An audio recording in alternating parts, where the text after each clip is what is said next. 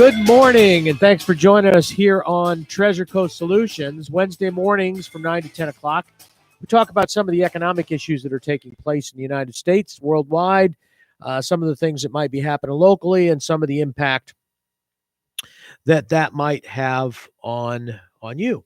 So it's designed to be a kind of a informal, informational type of program, just talking about some of the things that might be out there and some of the things that might occur. So you're encouraged to call if you have a question or if you want to chime in. 220-9788, 220-WSTU is the number in the studio. But in general, we're just going to talk about some things that might be of interest. It might be something that could help to know about, or maybe at least be aware of that it could happen. And it's one of those like, that kind of moment, where you, I didn't know that, or are you sure? But anyway, so that's kind of what we do. My name is Mark Brackbill. I'm a CPA. I have been practicing as a CPA in private as public accounting for the last 26 or 27 years. And then prior to that, I was a banker for about 10 years and started banks and did a lot of things there. And I do a lot of business consulting and have been involved with that. And then early on, had an opportunity to experience some economics from a theory standpoint in college and graduate school. And then subsequent to that, kind of got to see economics live in the banking industry, which is kind of interesting because banks, because they are strictly financial entities. I mean, that's really what they're involved in.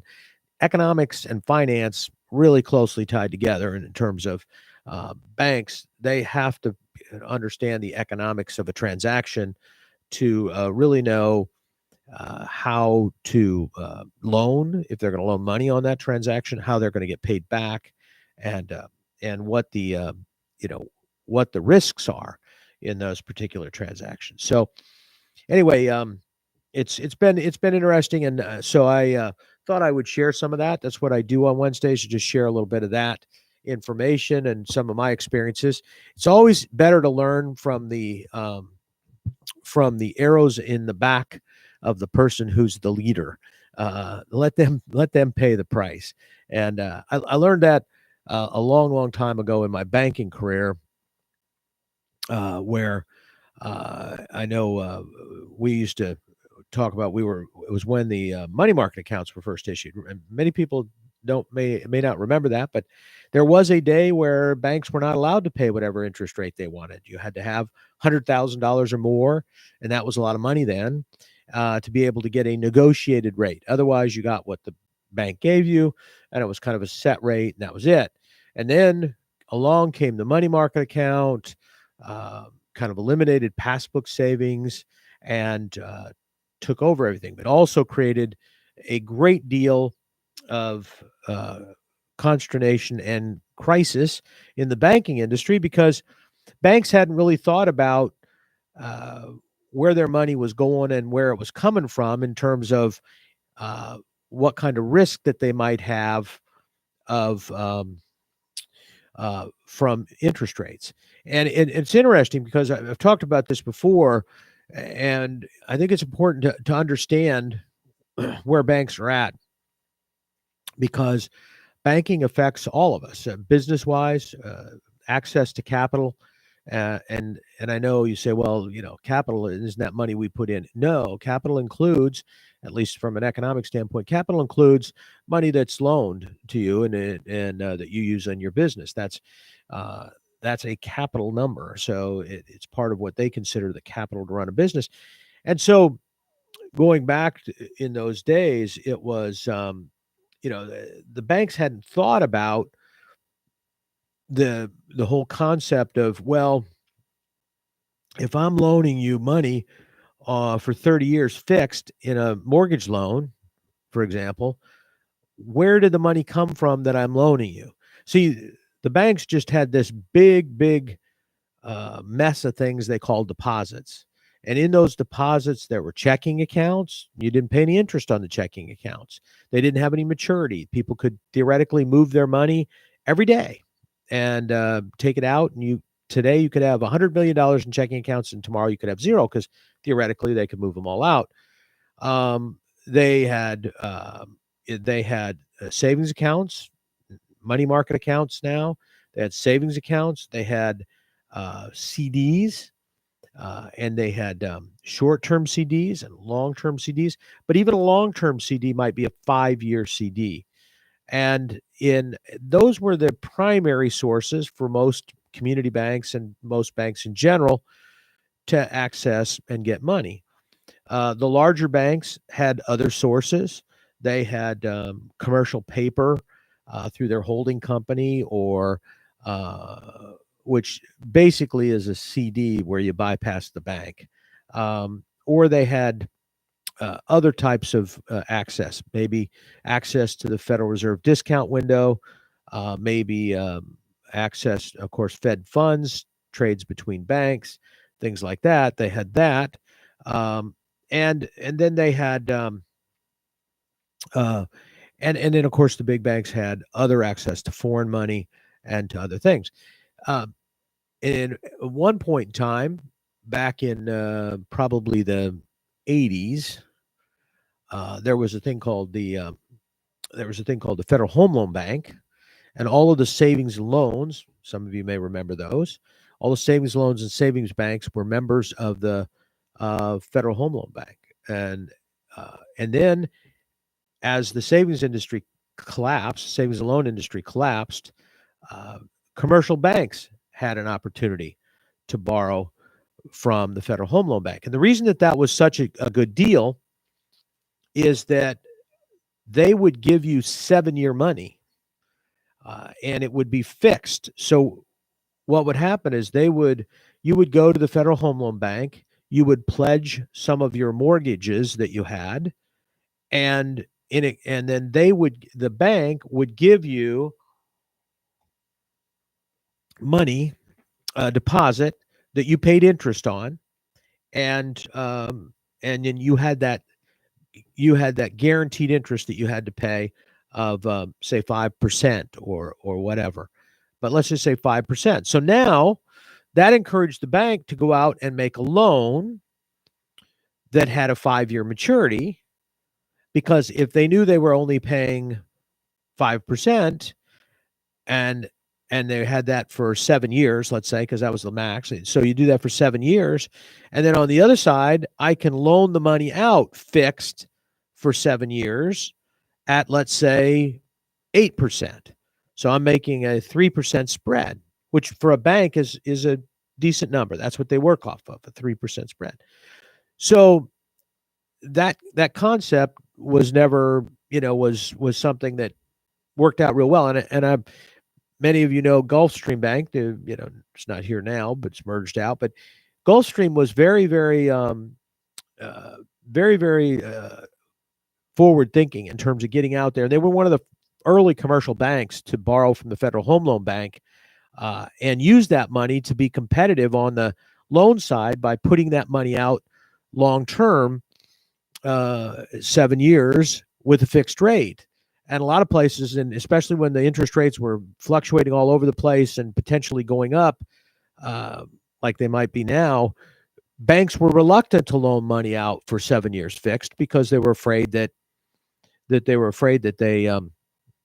they would lose money. So, because let's say I loan the money out at 8%, and today my cost of funds are 5%, but tomorrow they're 6%, and the next day they're 7%, and the next day they're 8%, and that doesn't happen time by time. But over a 7-year period of time, there's a chance that over half of the time I have the loan, I may be loaning you the money at a rate less than what I'm paying for the money to loan you. And so that's not a good thing. And banks, like I say, in the 70s, and especially in the 80s, but in the 70s became aware of that and started being concerned about what they called their gap. And that was that gap, GAP, as opposed to generally accepted accounting principles, which are GAAP. But that gap that banks talked about was the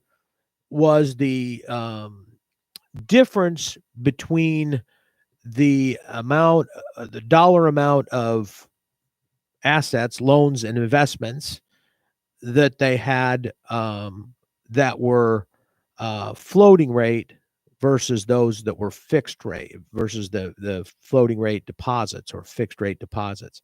So what happened is if you had,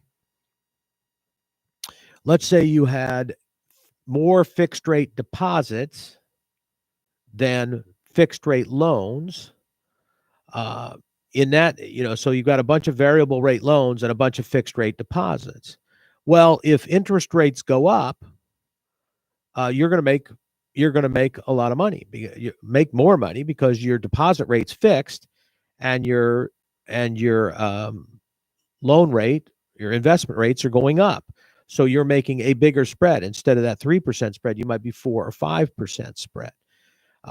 Now, if on the other hand they go the other way, and let's say I've got fixed deposits and the interest rates go down, I've got a good chance that I'm going to lose money on the deposit on that side, because I've got these deposits that are going to be higher than my loan rate. So I may not be able to to make the spread, because the loan rates have gone down. It's interesting, when Gulfstream did the Federal Home Loan Bank deal, they had a prepayment penalty on their loan, which a lot of people found odd, because you would think that you would have a prepayment penalty if interest rates went up, that the bank would want to lock you in, and that if you paid it off, they would have a problem with it. But they didn't, because if interest rates went up and you paid the loan off, they could take the money and reinvest it at a higher rate. So they weren't losing anything. So they didn't charge you anything for a prepayment. They actually charged you if interest rates had gone down. People didn't understand that. Why, if interest rates have gone down, am I getting a prepayment penalty? Well, the reason was because they had locked into their cost of funds, and now they weren't making enough money to cover it, because this loan had prepaid, and so they had to make up the difference, because when they reinvested the money for the rest of the term, for the rest of the 4 years of the 7 years, or whatever the term had originally been, they ran the risk that they would not be able to get the same rate. So they had to cover that. So it was kind of interesting that in that situation. But that's how that works, and that's how banks have a lot more tools now than they did in the 70s and 80s and 90s. They have a lot more tools now in ways to artificially manage that. And what I'm talking about artificially, what I mean is that in the Gulfstream example, you had to go out and borrow from the Federal Home Loan Bank, and you borrowed and you borrowed at that fixed rate. So you had fixed rate deposits, and then you put it out in a fixed rate loan and locked in a spread. Nowadays, what a bank can do is let's say it has that position that I was talking about, where it's got where let's say it's got a lot of floating rate deposits and fixed rate loans, and it's got a problem now because those deposit rates could go up and the loan rate can't change, and you're going to lose money, right? The bank's going to lose money because their deposit costs, their funding costs are going to be in excess of what they get from lending the money out. So in the old days, the only thing you could do is try to lock in the rate on your deposit. You could or you could try to go out and find longer term CDs or something like that you could lock it in, or the Federal Home Loan Bank advance, those kind of things. Nowadays, though, banks can use futures transactions, and they can use options transactions, and they can use interest rate swaps and things like that are relatively sophisticated financial tools that turn a floating rate deposit, for example, into a fixed rate obligation, a fixed rate deposit, or that turn a variable rate loan into a fixed rate loan.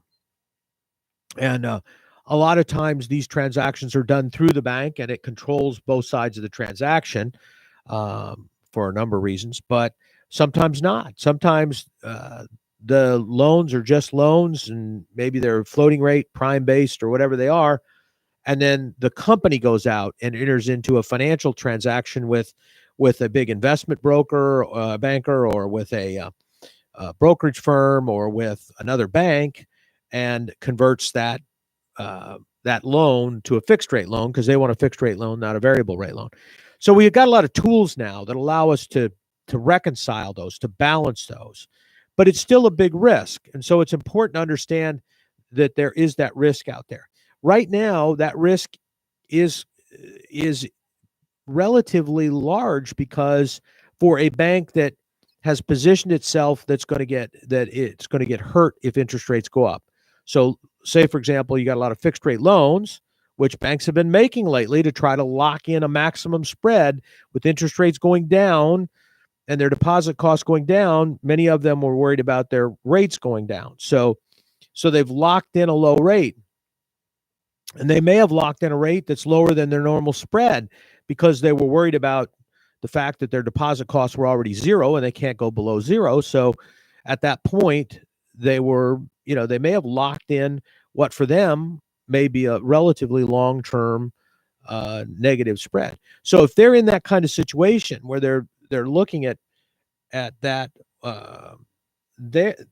they need to be concerned about the fact that we're going to have inflation. If we have inflation and that forces up interest rates, there are many, many banks that are going to have money that's out there at a negative spread, because they didn't take a position soon enough to lock in their spread. Banks are encouraged by their regulators to analyze their gap and to lock in, or to eliminate that spread. They are encouraged to take a neutral position, so that they make money if interest rates go up, they make money if interest rates go down. And they don't make as much money as they could if they took a position one way or the other. But at the same time, they won't lose as much, because if you take a really bad position, you could go out of business. That's what happened to the savings loan industry. Savings loan industry wasn't all their fault. They made a bunch of 30-year fixed rate loans with the understanding that the government was regulating their deposits, and their deposits could never go up, would never go up more than 2%, or be more than 2% or 3%. So they felt comfortable making a 5% mortgage loan, knowing that even though they had a bunch of savings accounts, that those rates wouldn't go up. Then the government deregulated those rates, and the banks already had the loans. What are they supposed to do? Like I said, they didn't have the choices that we've got today. So many of them went out of business, not through any fault of their own, just because the government changed the rules. In fact, in the savings loan industry, the government changed the rules on the deposits, put the banks into a situation that they had negative equity and were going to go under, then gave them an opportunity to correct that and spread that loss over 20 years. Which many savings loans did. And then other savings loans had problems still. The FSLIC went away. The FDIC, in effect, took over. They said, oh, you S&L guys are stupid. So they said, we're not going to let you spread that out over 20 years. You got a year to get your capital back up again. And of course, those savings loans, even though they were making money at the time, even though they had done everything the government asked them to do, things changed, because government changes its mind, and lo and behold, they were out of business, and it just wiped them out. In a stroke of a pen, the U.S. government wiped out the savings and loan industry. And they were the ones that started it, because they encouraged home ownership. They encouraged savings and loans. Savings and loans had certain regulatory breaks so that they would loan money for homes, because the government wanted to encourage home ownership until they didn't. So that's a good side lesson relative to bank. Don't trust the government to do what they say they're going to do forever, because they will change their mind. And the next thing you know, if you've banked on that, you could be out of business, i.e. the savings loan industry. I've known a lot of savings loan people. They were not bad people. They were not stupid people. They were just people that were not smart enough to realize that the government is not your friend. And so that's how they ended up out of business, unfortunately. Ironically, the banking industry, the commercial banking industry, and I was primarily a commercial banker, the commercial banking industry, the executives in that industry, to some degree, put the savings loans out of business. Remember, I said that the government let these savings loans spread their losses over a certain period of time, 20 years, but then other savings loans had problems. Well, those other savings loans, believe it or not, were new savings loans, and they didn't have the gap problems we're talking about. What they had was a situation where the federal government was allowing, the savings loan industry was allowing them to make loans that they couldn't make as commercial bankers. So all these commercial bankers moved into the savings and loan industry, took over, started these new savings loans, and started making all of these equity participation loans. They actually could make direct investments in property. And all of a sudden, these commercial bankers became developers. They all of a sudden realized that they could, they thought they could make money. And so many of them loaned money into projects that didn't make sense. They took significant risks. And as a result, the savings loan went under, the savings bank or savings loan went under as a result of what's referred to as credit risk. In other words, that's the other risk. I talked about interest rate risk, right? The risk that interest rates go up and on the deposit side, not on the asset side, you lose money. The other big risk that banks get paid for and evaluate is credit risk.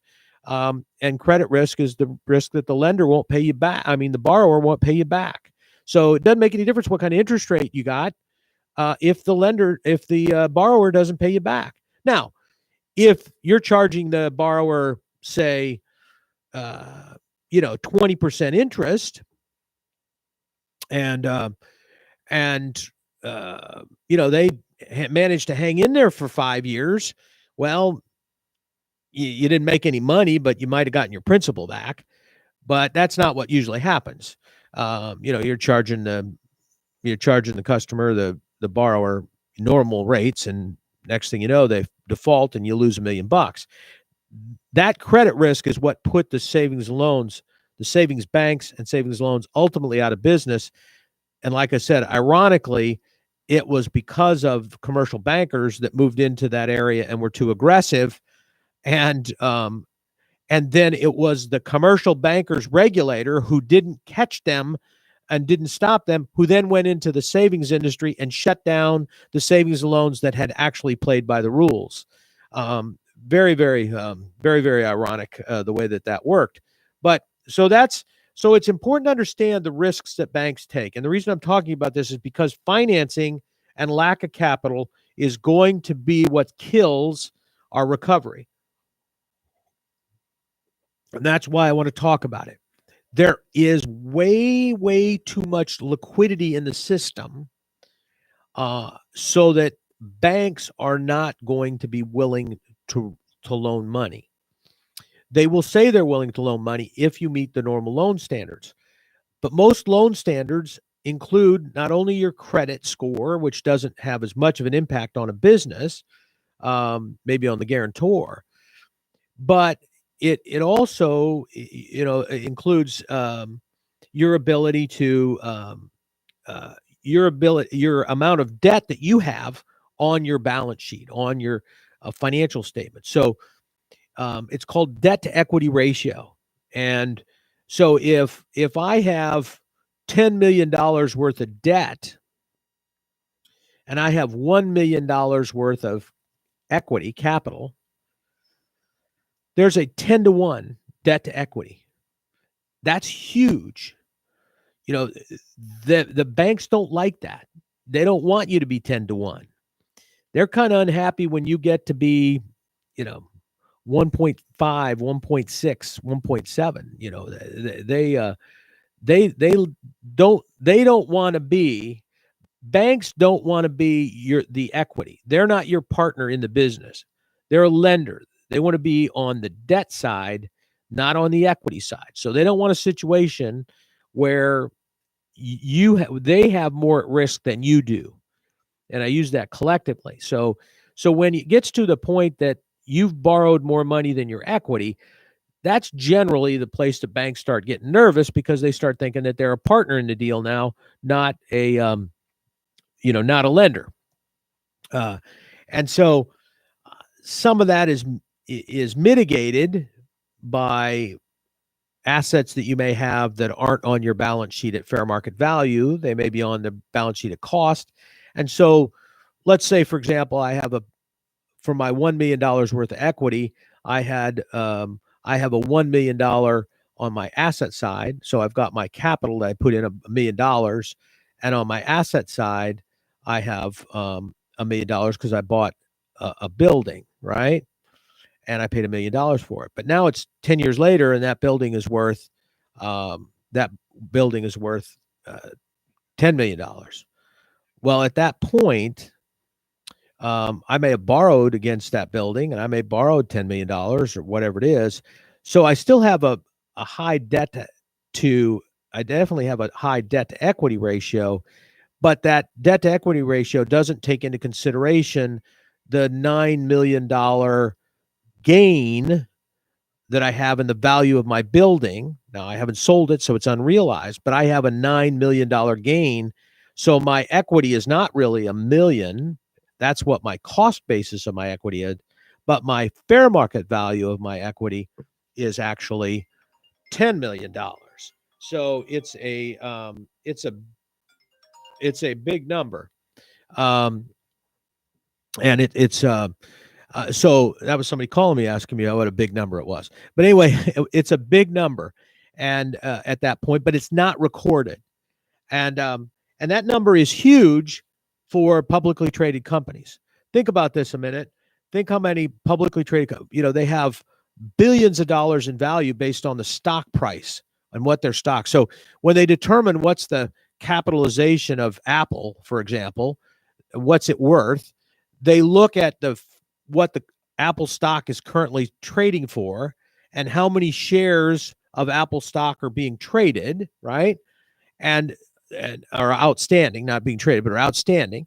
And then that's what the market capitalization is. That's not what the balance sheet shows on Apple. All that's not recognized. All it's cost basis on their balance sheet. Interestingly enough, this is a big topic between accountants and CPAs. You can see how exciting our lives are.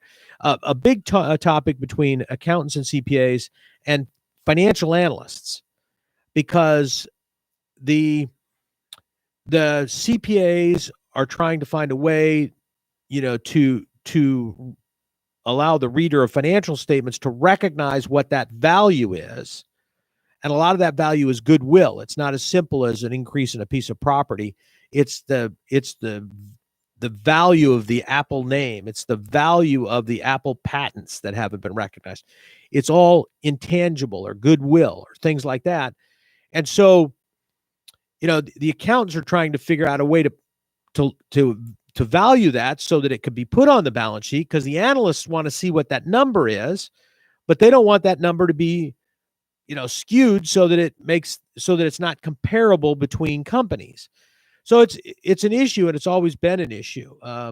It's kind of international financial reporting standards and GAAP, US GAAP. Both of those have started to look at what they call fair value reporting, so that you can track that information, and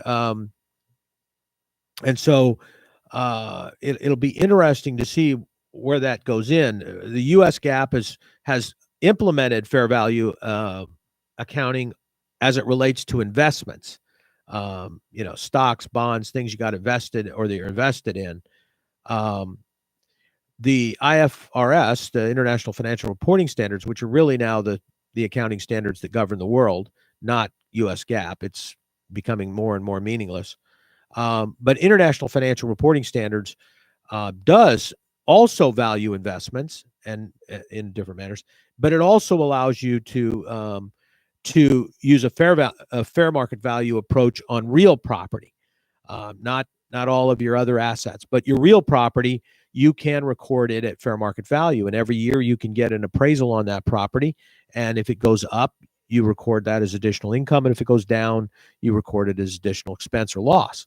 So all of that is out there and is causing some consternation. But it's also skewing, getting back to the main topic, it was also skewing the numbers. So when banks are looking at a business's balance sheet and they see this $10 million debt and $1 million equity position, and they don't have a good way to determine what the fair value of the company is, there's no way to mark it up or figure out what it's worth, right?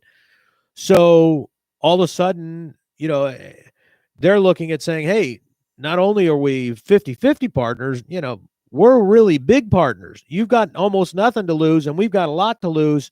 So we're not going to loan you anymore. In fact, we really want you to pay down what you got. Okay. So you say, well, how's that significant? Well, that's significant because the federal government has loaned a substantial amount of money to business through the PPP, which they forgave. So that's kind of an inflow of capital. That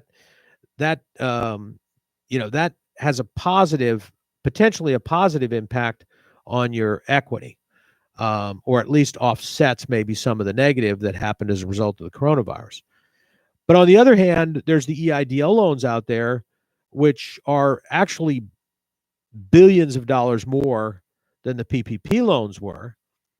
Those loans don't get forgiven. So that goes on the balance sheet. Now it gets paid off over 30 years, which is a really long time.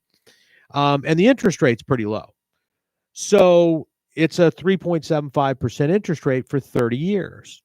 Well, we talked about this interest rate risk. Banks aren't going to loan, not in this environment. Banks are not going to loan money for 30 years at 3.75% with the potential for interest rate increases the way they are. I mean, they might do some because they got some of these other techniques that they can use, but those techniques have their limit, and so they can't do large amounts. So the first thing you're going to see is banks are going to be reluctant to extend the maturities on loans. They don't want loans that are 25 years anymore. They don't want loans that are 20 years. They might do 5 years. They might do 7 years. They might do 10 years. But they're not going to want to do loans that are quite as long as that because they're worried about interest rate changes and interest rates going up. So you might get a fixed rate loan for 5 years because the bank's risk is not great, but they're going to charge you more for that, so that they make a 4% spread going into it, so that if they end up with a 2% spread at the end of it, that they average the 3% spread that they need. So this is going to affect not only how much the banks loan, but what kind of loan you get.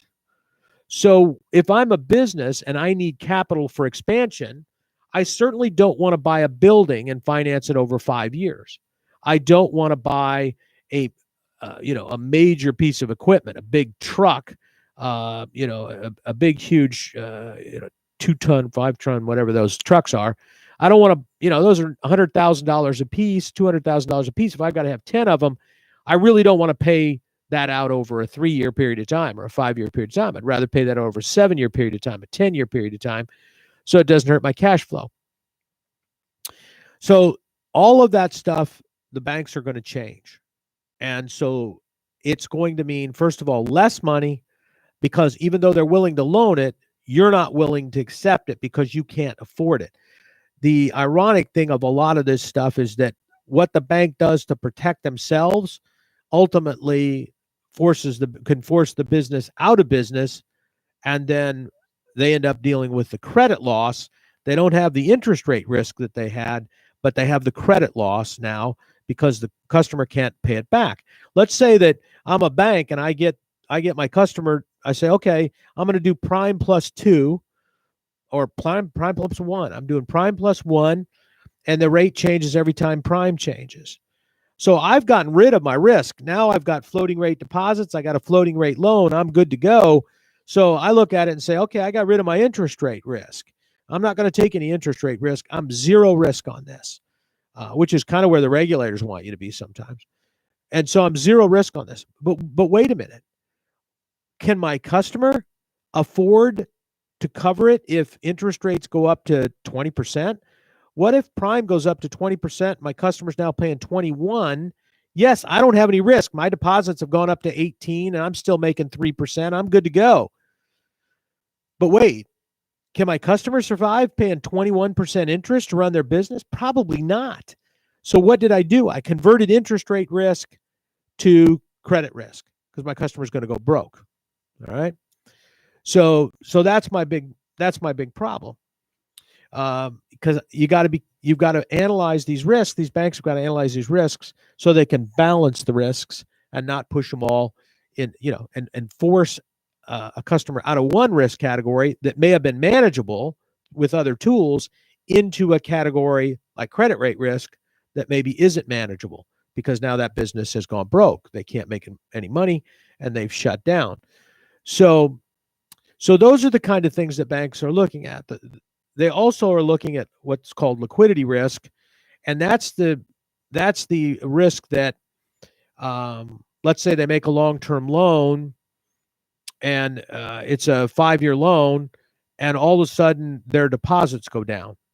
Let's say that they've got these loans out there where, let's say they've got these fixed rate loans at 5%, and they got these fixed rate deposits at 2%. Well, they've got that spread, but what happens if a bunch of people decide to cash in their CDs and go someplace else, take their money and go to another bank? What happens if word gets out that the bank is having problems and all of a sudden all their customers come in, even though they're insured, all their customers come in and say, hey, I'm taking my money out, or they write checks or whatever? Or what happens if the customers have their deposits and they're making their 2%, and all of a sudden they realize that, hey, 2%, I can't live on 2%. I need 5%. So they go to their local investment advisor, stockbroker, and they take their money out of the bank and put it into a brokerage account someplace. That's liquidity risk. That's a third risk that banks have to account for. That risk is very serious because if you don't account for that correctly, your bank fails. It's interesting that I've said this time and time again. Banks can never fail unless depositors won't give them money. They can lose money. Loans can go bad every single day. They can lose money off this gap analysis and interest rate risk. They can lose money off of credit risk. They can have all of that happen as long as they don't have a liquidity risk. In other words, as long as their deposits don't go or their loans don't pay off on a timely basis so that they run out of money. But even then, they can get new money. They can go to another depositor and say, look, we'll pay you 6%. We'll pay you 7%. Stay here. You're going to the stock market for 5%. We'll give you 6%. They can do that, even if they're losing money, even if they're losing 2 or 3% because, they got all these fixed rate loans and now they've got higher cost of funds. The point is, as long as depositors keep giving them money, lend them money, because depositors lend money to banks. You ask, where do banks get their money? They borrow it from depositors. You are their lender. You give them the money. You don't think of it that way because it's got that government guarantee of $250,000 on it. So you don't think about it that way. But in effect, you are loaning money to the banks. So if you don't punish them when they do things stupid, like take your money out, then they will continue to do things stupid because they can't go broke as long as you're willing to give them money. How many people out there actually have looked at any financial information on their bank to see whether their bank is making prudent decisions, making money, has big losses or whatever? Nobody, right? Because the government has guaranteed it up to $250,000. So what does that mean? It means as a taxpayer, you have that risk.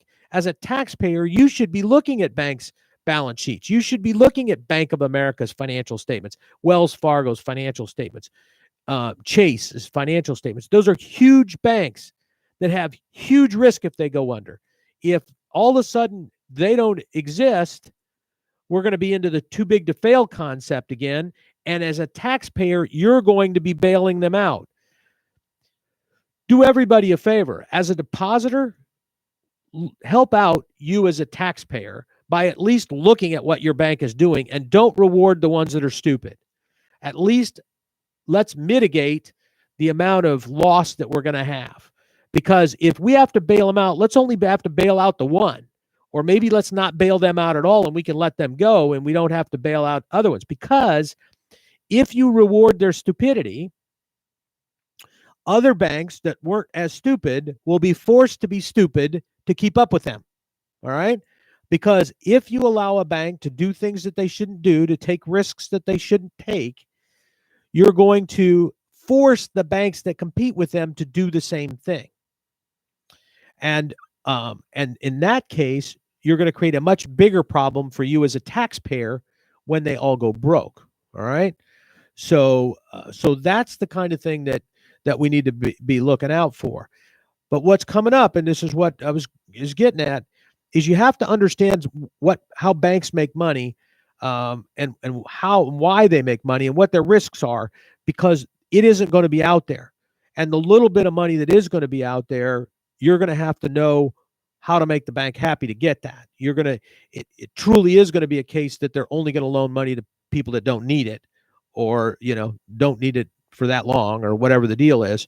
So be aware of that. Plan ahead of time. We have pumped a lot of money into the system between all of the SBA loans, the PPP, the EIDL, between all of those types of fundings, all of the emergency grants, everything that's been pumped into the system. And then the loans that have been made that are permanent, like the EIDL loans and all of those type of things, where we've given people, or in the process of giving people, twice their annual sales in a loan. Most businesses do not make twice their annual sales in income over the next 5 years. So what we're doing is many people are borrowing the value of their business out and then some. They actually have sold their business. They may not realize it, but they've actually sold their business to the SBA. And the SBA probably knows that, but they also know that there's a program in place that we're giving this money out. So what is happening, without anybody really knowing it, is that we are transferring the control of private business to government. Government is going to own business. And that is something people don't think about. And I have people tell me all the time when I say, look, we need to be concerned. We're moving towards a socialist or communist country. And people laugh at me and say, that's just rhetoric. That's political garbage. You're just making stuff up. That's fear mongering. There's no way that's happening. You tell me that if the government, through the EIDL loan, is giving me twice the value of my business in a loan, who owns my business? Them or me? They've got more at risk. They've got more money invested in it. I can walk away at any time. They bought my business. And that's exactly what's happened. And so they then control my business. Because if for some reason or another they decide to call that loan, I'm out of business. And so, and I've already taken my money and I've used it in my business, but I've used it in my business for salary. I've used it for working capital. I've used it probably for distributions at some point, because I can do that once I've used it for working capital, and I've used it for, so I've taken that money out. And I've sold my business to the government. So think how many businesses that the U.S. government, especially small business, how many small businesses that the U.S. government is now owns. Now, the government already controls large businesses through the SEC and through all of the mechanisms they have to control banks, regulatory mechanisms, mechanisms they have to control monopolies, and all of that. They already control all of those big businesses, or have the ability to immediately control them.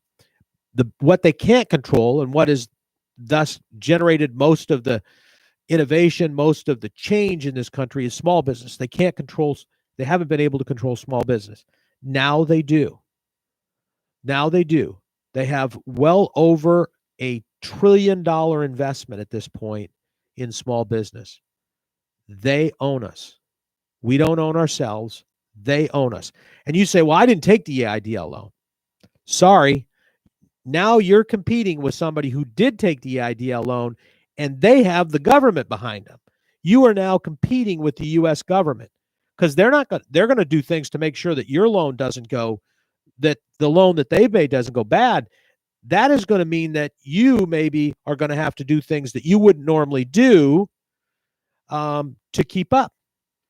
For example, you may have to spend money or borrow money on your own to keep up, to be able to provide services or to meet needs or to carry inventory or to do whatever, because your competitor who's funded by the U.S., who's owned by the U.S. government, is doing that. And you've got to compete with them. And you can't compete with the U.S. government. And so, and again, if I own your stock, I own you. If I own all of your assets, I own you. If I've loaned money to you and I have all of your assets as collateral and then some, I own you. There is no difference. That's government ownership of private enterprise. No matter how you look at it, it's the same thing. Okay? We are losing track of the fact that the U.S. government has just spent $1 trillion to buy American businesses, and they own them outright through these loans. So I don't think people are looking at this. People get lost in some of this sometimes. They don't understand how it really works because they really don't understand the finance. They don't understand the economics. They don't understand what's out there. But this money through banks isn't going to be there, or is not going to be there as easily. And your competitor is the United States government because they own you, or they own your competitor. So anyway, it's something you need to be aware of. You need to think about it. Frankly, you either need to jump on board and get your fair share, or you need to get out because you can't compete long-term with the U.S. government. Anyway, that's all of the depression I can stand this morning, and hopefully you got something out of it. I know I always do. I enjoy being here and talking to you. Feel free to join me again next Wednesday right here between 9 and 10 o'clock on WSTU Digital 1450, Martin County's Still Here station.